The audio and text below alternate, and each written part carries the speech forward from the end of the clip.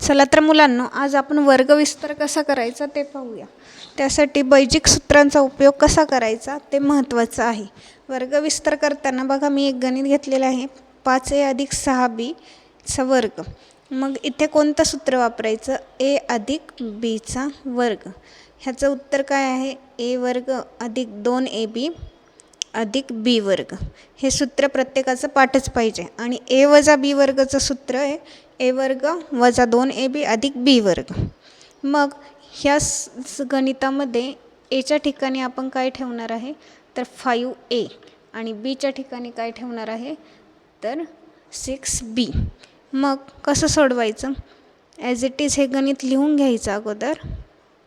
5a + 6b चा वर्ग बरोबर, पहिल्यांदा काय आहे? a चा वर्ग, मग 5a चा वर्ग अधिक 2 गुणिले 5a गुणिले 6b बघा, आणि नंतर b चा वर्ग आहे, तर b काय आहे आपला? 6b। मग याचा वर्ग करायचा आहे। मग 5a चा वर्ग काय होणार? 5 चा वर्ग 25 आणि a चा वर्ग a चा वर्गच। आता 2 गुणिले 5 10, 10 गुणिले 6 60 आणि ए बीचा गुणाकार ए बी असं लिहायचं। ह्या दोन कंसामध्ये काही चिन्ह मी लिहिलं नाही, याचा अर्थच यात गुणाकाराचं चिन्ह असतं।